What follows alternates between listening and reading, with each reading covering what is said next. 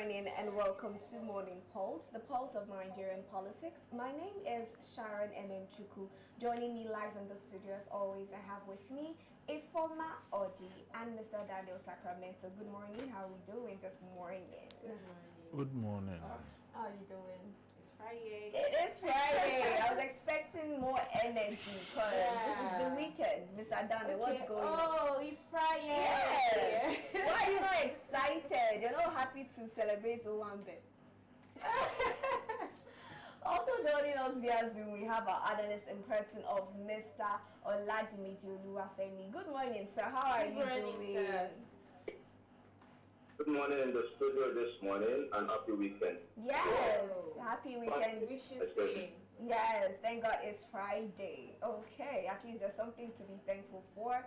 Now, Nigeria has officially emerged as the country with the second largest population of poor people in the world. Only behind India, a country with over 1 billion people. This isn't an opinion, it's the latest data. The same Nigeria that earns billions from oil, taxes, and foreign investments is now competing globally in poverty rankings.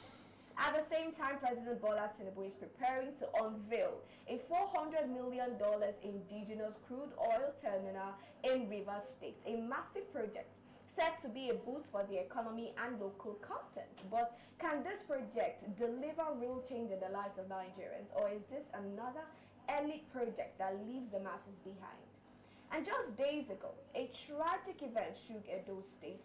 The commandant of the Nigerian Security and Civil Defense Corps, NSCDC, in the state slumped and died during an official event in Benin City. No emergency response, no warning signs reported. He died in uniform. While condolences pour in, the bigger issue remains: what is the physical and mental toll of service on Nigerians' uniformed officers? Quite a sad situation that happened in Benin City. But first, we have to start with the new latest data now. Nigeria ranking second on the list of the poorest population, only second to India with number of 1 billion people. So we are competing with people who are ranking over 1 billion, and we're just over 200 million people. And it's just really insane to get this data. I was talking to Mr. Daniel earlier, and I was saying how the First Lady in person of Senator Tinubu came out to say, while addressing the public, that we can no longer refer to Nigeria as a poor nation, and that when she travels outside a lot, and she says she's from Nigeria, a lot of people are interested in Nigeria, and Nigeria is now the hottest destination. Now, comparing this with this data that has come out to say that Nigeria is the second poorest population in the world, not among African countries, how does that sound to you, Mr. Oladimiji? Let me begin with we are not living in our bubbles, because that is the only way to explain that statement that generated from her, or that is being credited to her. Anyways, thank you for that question. Yeah. Look, what you think and what the data says are two different things. Meanwhile, the data has got no emotion, Yes, and has got no affiliate. Data is the data. Except you window dress it to fit your purpose, or you leave it as it is to speak for itself. But in this case, let me say, when she travels out, there are so many Nigerians that when she meets them, she says she's from Nigeria, they are so enthused. And they want to come home. Well, let me share a brief story that a friend of mine, whose in-laws visited him and his wife last, 2 weeks ago in the US. And when they got there, barely 2 days later, barely 7 days later, a week, they were of the opinion that they don't want to go so early, because it was just visitation. That they want to come home. So my friend went on and sought for extension for them. When he got it, as I walk, when he called them, excuse me, and they were so joyous that they are not returning home. I'm talking about grandpas and grandmas. Oh, wow. Now, Even the old people. now chief is his parent-in-law and said, I'm planning on traveling home this December. Do you know what the father-in-law said? The father-in-law said, which means the devil is not your friend. Which means that it's the devil that is speaking to my friend to travel home. It's as funny as it sounds, it is serious. Yes. It's serious in the sense that our old ones now are joining this Japa syndrome, yes. They are now, it is obvious now to them that the crab has got two waters, the boiled one and the water is recycling before the boiled one. So when the parents got over, they realized that there actually is a world where rule of law and basic amenities are provided for real human beings who exist within that contraction. But in our own case, Oluremi uses our mouth to describe the status that never existed in this country. Kwara State has got almost 7 communities, if not more, sacked by invaders. And community dwellers are no more in those communities today. But we are talking about, Oluremi is talking about Nigeria being, let's leave Oluremi in our bubbles. Let us continue. The data is out there for us. Exactly. I like that. Just say that Nigeria, yes. Before they follow these optical people. And you said earlier that data has no emotions, it has no affiliations, it's just data, and that's what we love about these, about numbers and figures. Now coming to Ifoma, with the type of money, with the kind of capital and investment that is going on in the oil industry in Nigeria, and how big we are on crude oil, why are we still ranked number 2 in the whole world when it concerns poor population? Okay, as regards to we being ranked as number 2, I don't know the measuring tool that he used to arrive. It was not one person that did it. It was, but according to UN, at least 2024, they projected about how many. I think it was Nigeria was ranking 4th. So I'm yet to discover the measuring tool he used to arrive at this. But if I am to talk about this, he's not far from maybe like the truth or what it is at this point in time. But the situation here is that I think what government are basically doing is they've removed fuel subsidy, but channel the fuel subsidy into something more meaningful that can lead to more development. Rather, they don't do that. Rather, it's either they mismanage it, misappropriate it, or enrich themselves. So if you're asking about crude oil, it's still the same thing. Imagine people of River State are complaining that this is a state whereby you milk oil, but the citizens complain daily because of, number one, the spillage of the oil, pollution, and the rest of them. Why can't you at least prioritize them? But no, they go ahead, do whatever they want, and at the end of the day, it still falls back to the citizens. All right, now just taking it off from your comment, now the entity conducting this research and has come out to give us this research and data is the economist Yemi Kali, who was formerly the statistician general of the National Bureau of Statistics, NBS, and he revealed that about 89 million Nigerians, representing the 40% of the population, live below the poverty line. Now, he is now serving currently as the group chief economist and managing director of research and trade intelligence at Afrexim Bank. Now, he made this disclosure, at the platform during the Nigerians Independence Day event. Now, to you, Mr. Daniel Sacramento, what do you think this implies, that Nigeria is being ranked, our population is being ranked number 2 in the whole world as the poorest? What does this mean for us as a nation? Well, it's quite unfortunate that we were not ranked in the best where good things are happening. It is because we were ranked in a poverty line. They had to call Nigeria and call poverty. It's a very massive one, a very massive, do I call it an allegation or a massive statement, or do I say it's a massive, it's something that is very terrible. Now, the issue is this. You know, like Ifoma said, she doesn't know where they get their statistics from. Definitely, we're looking at how the high cost of living and everything is happening, and the low job employment. You know, there are some statistics that they will look at. Look at the inflation rates. Look at the employment rate. Look at like, you know, access to education.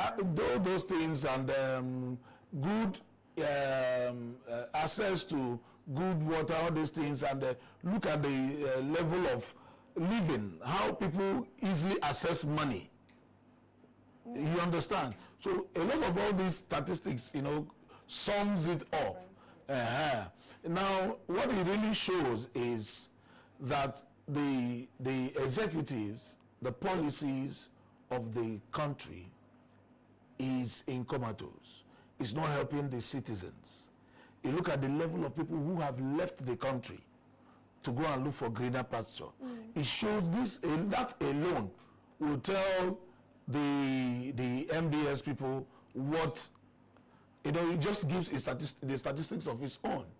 That, see, look at, you go to Canada, you look at, you are hearing that almost 1 million Nigerians are in Canada. You go to UK, you are hearing almost 2 million Nigerians are there.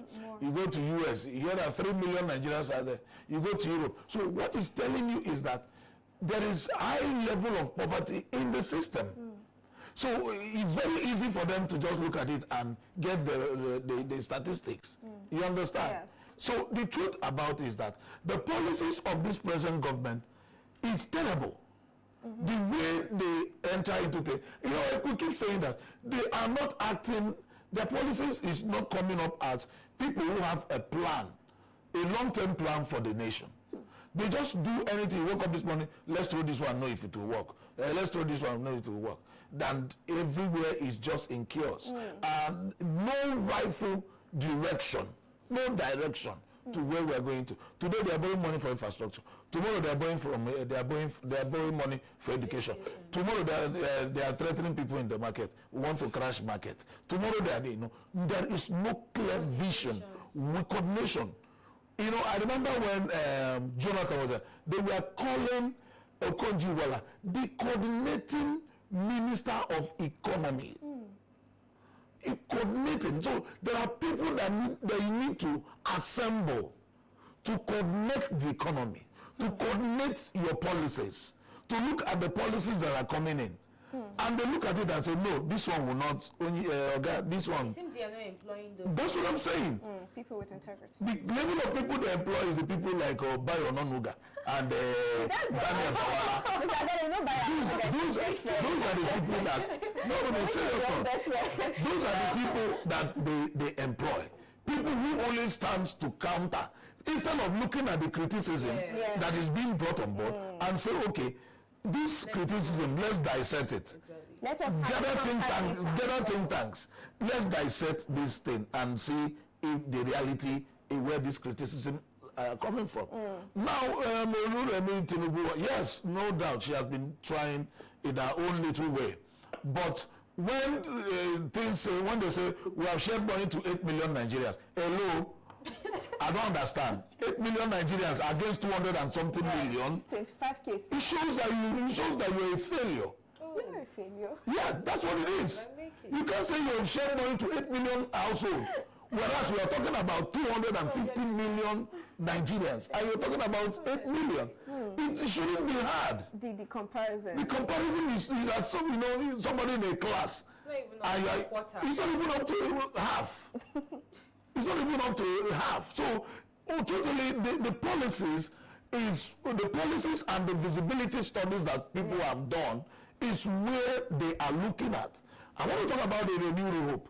Tinubu has been trying her best, but she can't do everything. Of course. Because before you start up something, you have to look at the nitty-gritty. You have to go down to the grassroots and find out how people are surviving. Yes.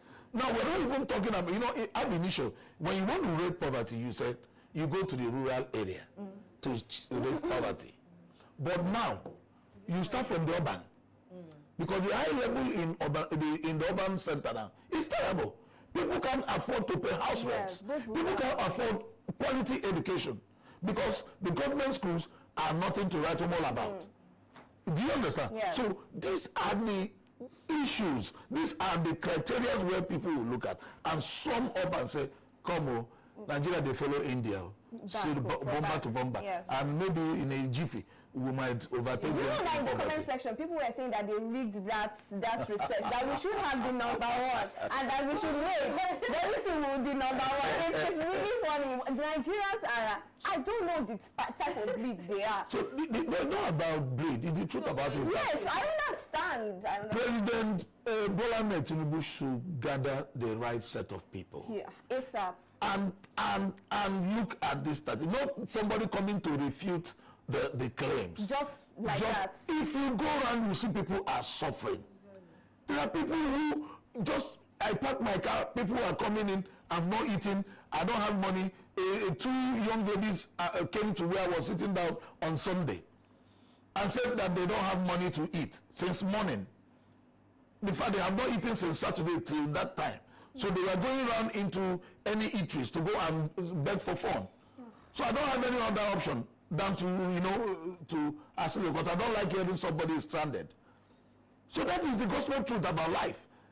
So nobody should come and say, these people don't know the statistics they are looking at. Oga, the statistics is right. There is no two ways about it. Even a blind person knows that it is right. All they need to do is to sit down, go back to the drawing board. What are these policies that are bringing down this nation? Exactly. What are these policies that are failing the administration? I like and that. look into the policies. If they call for review, you review them and have a better policies that will make that will be flexible. That is, the flexibility of policies is where, not you bring up policies, you implement it immediately. It begins to affect people. Like the way they remove subsidy without any clear vision of it. You know, that's my next question. And now they remove subsidy and you started giving subsidy money to governors. State governors. Yes. Majority of the state governors are merchants of Venus. And they can't account for it. They are just there to enrich themselves. But if there are clear policies structured for youths, basically, like I talk about the governor of Anambra State. Basically, if you look at this cabinet, youth all through. You look at the people he's using to work, youth all through. Everything he's doing, youth. He just did 8,400 youths, empowered them. Third phase.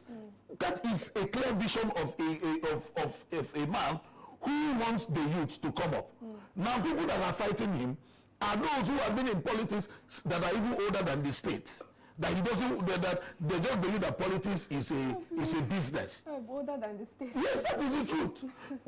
Part of the problem of Nigeria is that people who are in Nigeria are older than the country. You know, Barack Obama just said that recently. That's the truth. Yeah. So you can't bring somebody who is mentally menopause and you bring in the person to come and. That's the truth.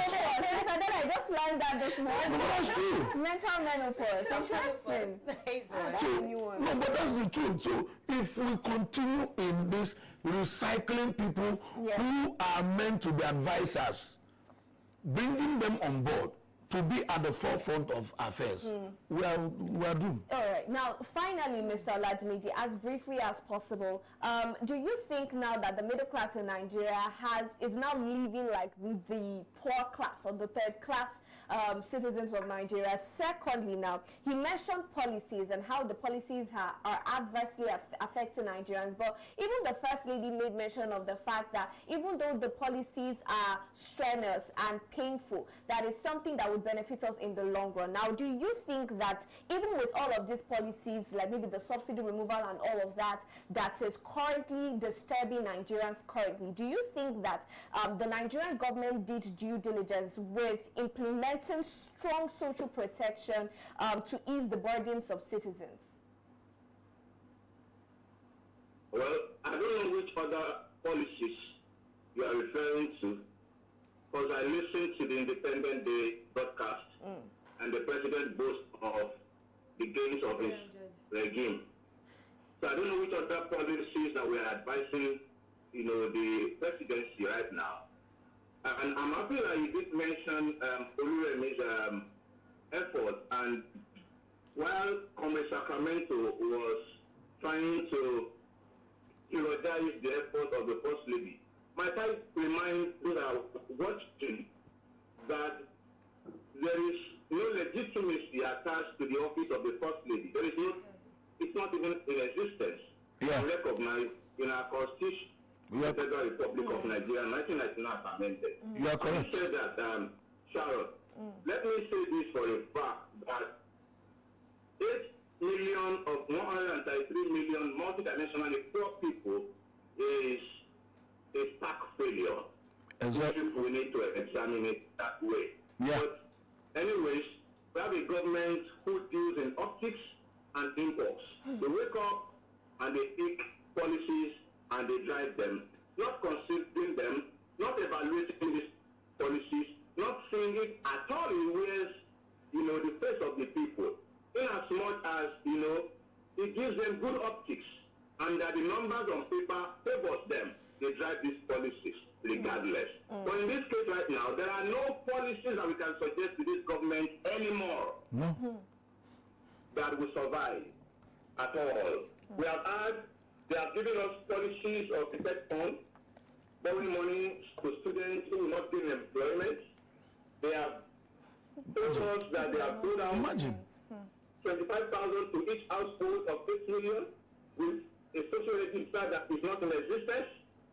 They have gone ahead to yank subsidy and then disburse the funds to state governments, who in turn corner these funds for their own use. Yes. They have also gone forward, all right, to earmark funds astronomically to institutions that are not warranting the need for it. Take, for instance, the close to 1 trillion naira earmarked for the Lagos State International Airport. These governments are prioritizing senseless policies. Senseless. And leaving the policies that directly affect microeconomics of the people, the HDI of the people. We spoke about health, we spoke about education, we spoke about even the purchasing power of the people. None of the policies of this current leadership is affecting Nigerians positively. And above all, we are bedeviled by security that kills us by the double digit every day. So if we say, as a wrap-up, Sharon, because it's in a brief, if we say we have 133 million Nigerians in multidimensional poverty, then it is not out of mind that the data says we are the second nation with the highest population of the poorest of the poor. It should be number one. Oh, Mr. Daniel.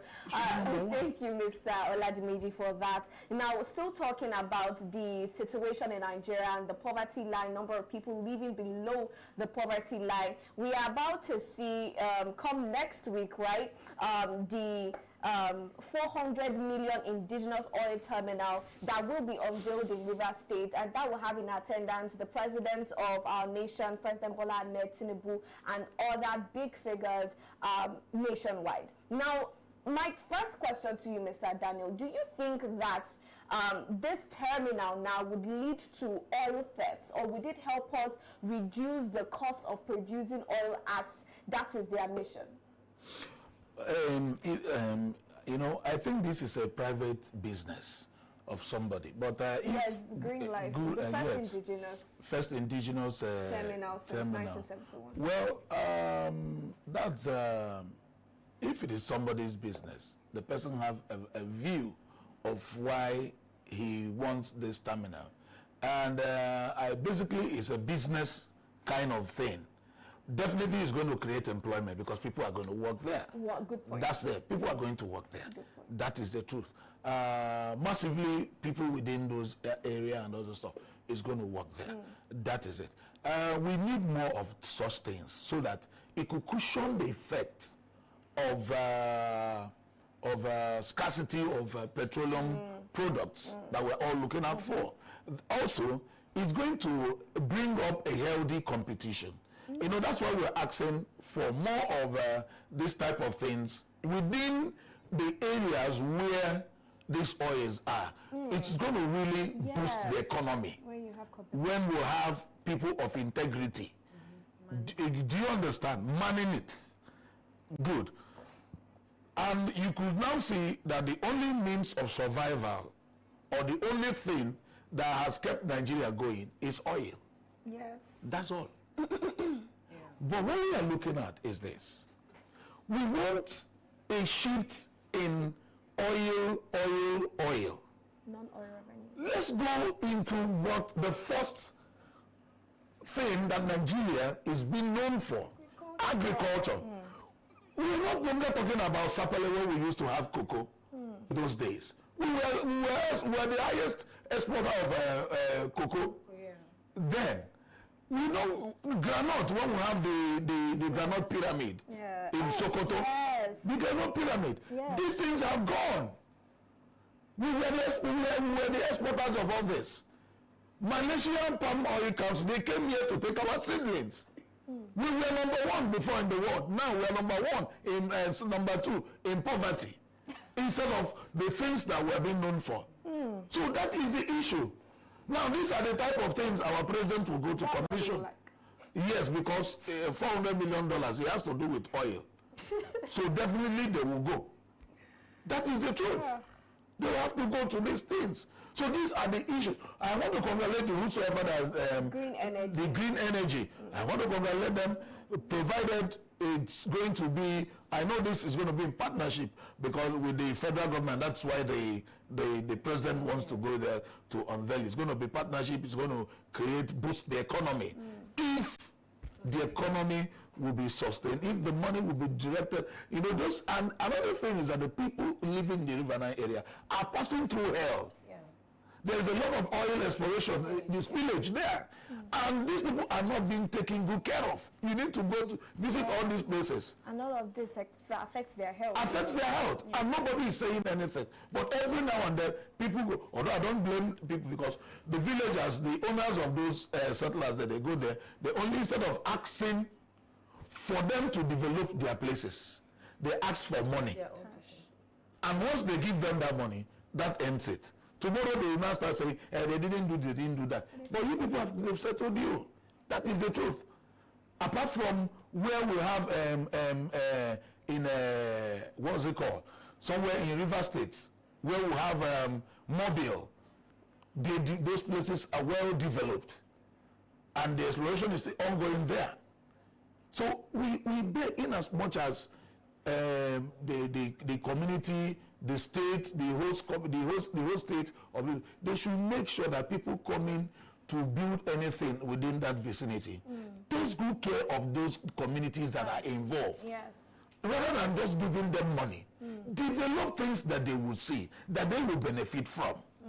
It's not just about giving them money. Yeah. So what we say is a welcome development, provided it will be for Nigerian use. It will not be the type that our NNPC, all our refineries are in comatose.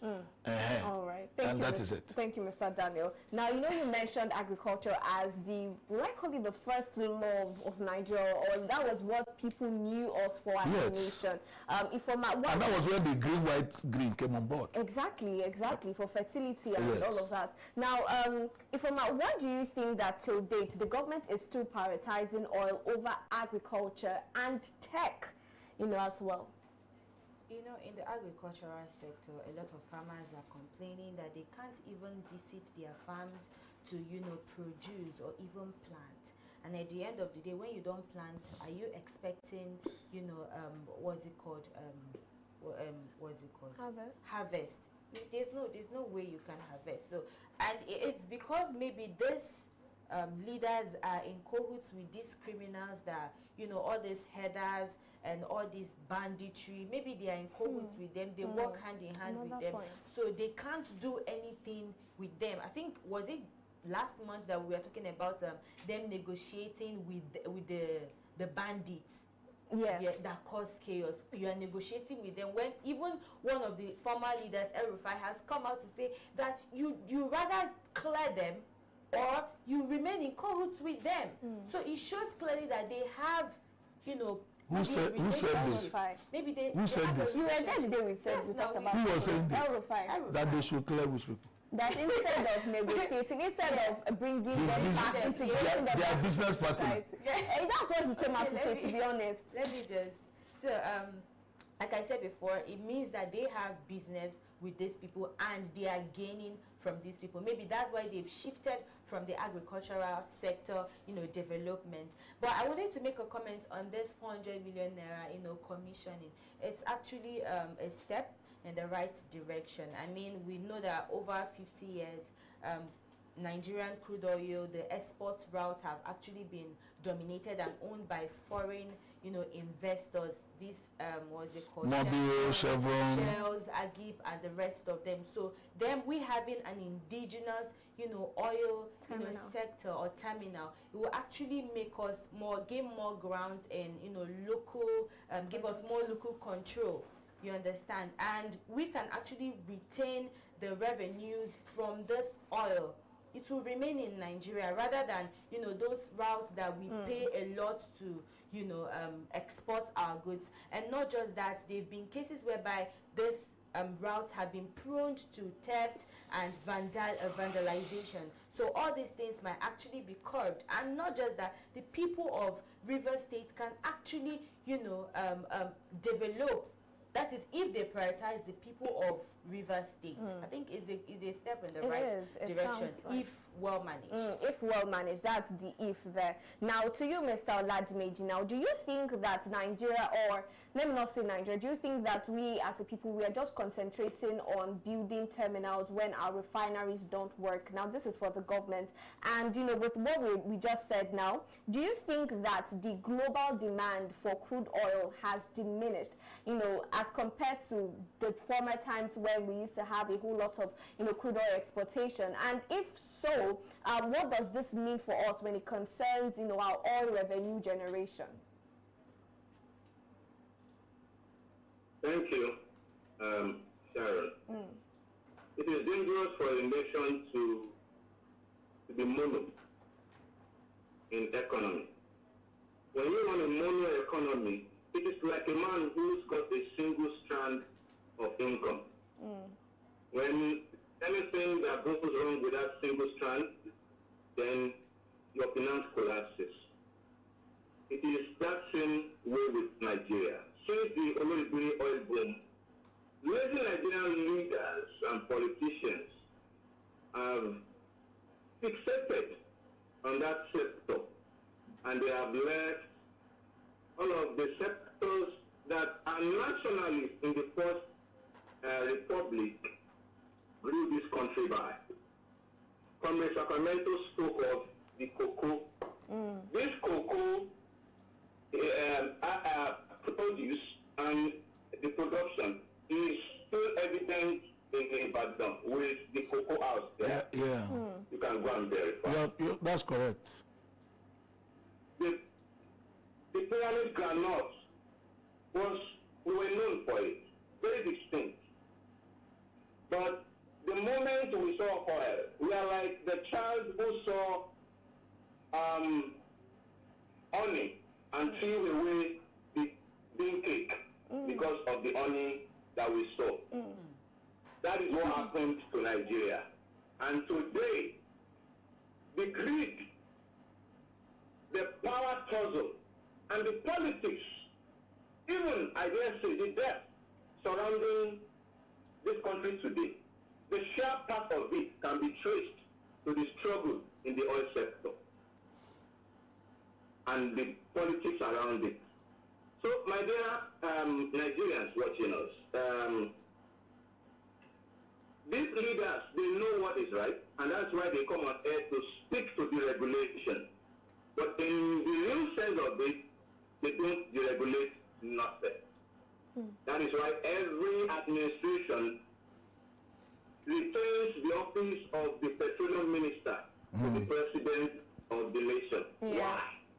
When we have oil experts in Nigeria, even abroad, that are our own, and they are rotting exploits abroad in that sector, we wouldn't bring them home to the petroleum minister so that we can have a turnaround in that sector.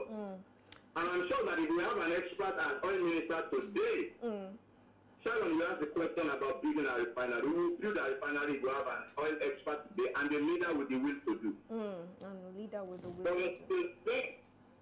But until then, we will continue to have the president who doubles as petroleum minister, who will always play politics. I wonder how the politician will become a petroleum minister. My brother. Eh? I don't understand. That is that very technical sector, and the politician, imposes himself on that sector, and you want growth to come in that sector. How? It will never happen. From where? They don't know this. How does he know?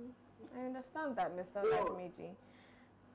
Thank you very much, Mr. Ladmeji. Nations today, let me quickly say this. Go around the OPEC nations today, none of their president is a petrol minister. And go to that OPEC nations today, none of them are paying income tax. None of the petroleum exporting countries in this world, on this globe, on this planet, pays income tax. But here we are. We have oil boom, we have oil, we export crude oil, we play politics with Dangote, we play politics with Pengassan, and we cannot give the dividend of this oil back to the people. Yet, we are talking about 400 million private-owned terminal that is the business of a capitalist who seeks maximization of profit before social benefit. Come. It is that one you have given us unfair announcement about. Mr. Ladmeji. Oh, it is sad. It is sad to hear things like this. But I thank you very much, Mr. Ladmeji, for your solid contributions. It is sad that an oil-rich nation such as Nigeria till date would have even the audacity to be ranked as number 2 for the poorest population in the world. Where is the money going to? The money from oil, the money from exportation and all of that. It is the question that we need to be asking our government. But anyways, we have to move now to the next story, which is such a sad occurrence. Now, the NSCDC commandant has died during an official event in Benin. Now, I'm going to just ask one question per analyst. Now, to you, Mr. Daniel Sacramento, do you think this is as a result of what we keep complaining about with our military and security agencies, them being understaffed, underfunded, even medical attention and not appropriately, or emergency medical attention not appropriately prepared for? Well, it's quite a sad news. Well, most of the times we say, who are we to ask God why things like that happens? It might be, it might not be. The man might have long-standing illness that he's working on. There are people who must always identify their strength, in as much as there are people who can sit out in crowd. They have this crowd phobia. Once they sit, they might be exhausted. They might pass out and things like that. I have a friend like that. She's like that. She hardly stay where there is crowd because of that level of illness or whatever it is. So this particular one might be, might not be. But the truth about it is, slumping is an issue, is an health issue. And most of the time, it's very, very health issue.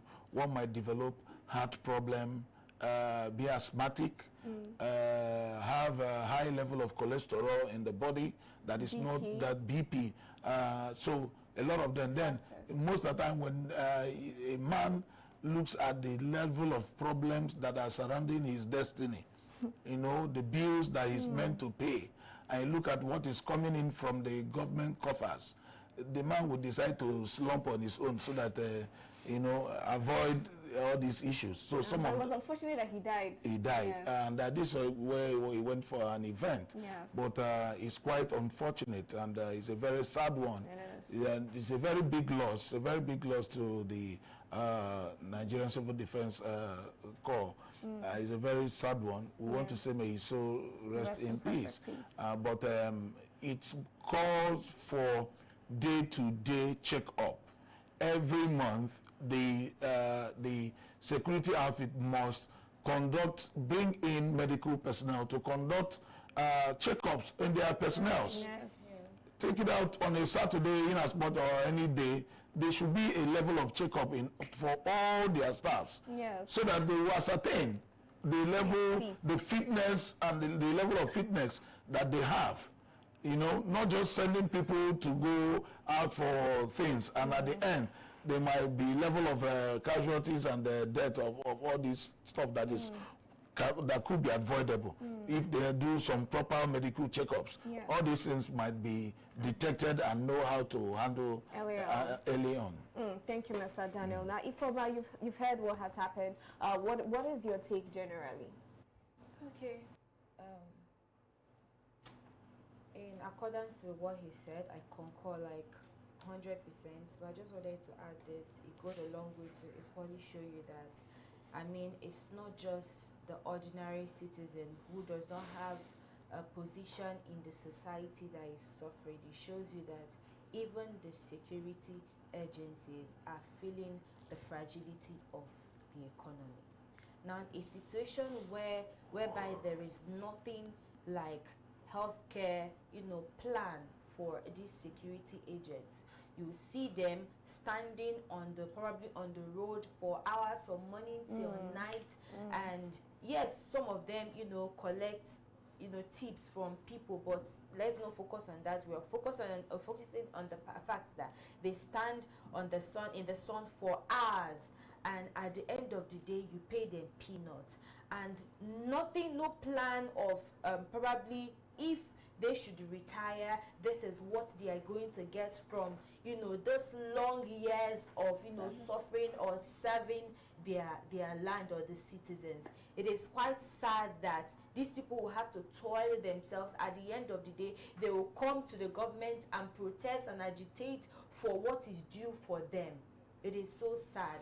Think Nigeria have a lot of things. If I talk, we'll talk from now till tomorrow. Nigeria need to prioritize a lot of things. These people, their health is supposed to be a priority because they are serving the nation.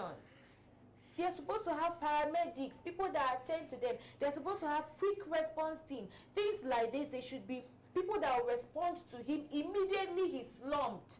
Because there's possibility that they might resuscitate him. But in this case, they had to take him to the hospital and he was dead on arrival. But if there was anything like maybe ambulance or people that can attend to him immediately, he might have survived it. So you could see that it all mirrors down to, the state of the nation at large. And something like I say every single time, something really needs to be done about it immediately, as soon as possible. When we are talking healthcare, it's not something we're supposed to postpone. To you, Mr. Oladimiji, just give us your final take before we call it a wrap on the show. It is unfortunate that we lost that gentleman. Nigeria continues to happen to Nigerians. Unfortunate. There are so many needless deaths going on in this country. And Nigerians need to awake themselves into the consciousness of this dilemma, of this plague that is currently over on our land and over 230 million people. You can say that we are all saying the same thing on the matter of the Nigerian state. the welfare of personnel of government. There are some service givers in this country, especially public service givers in this country, that are seen as, how would they describe their job now? Essential givers, service givers in this country. The military, the security personnel, teachers, doctors. There are a number of them like that. That their welfare should be of utmost priority to any reasonable government, because the service they provide to the public is the kind of service that, should anything happen, it affects in the immediate the citizens. Now, look at this man who has died just from slumbing.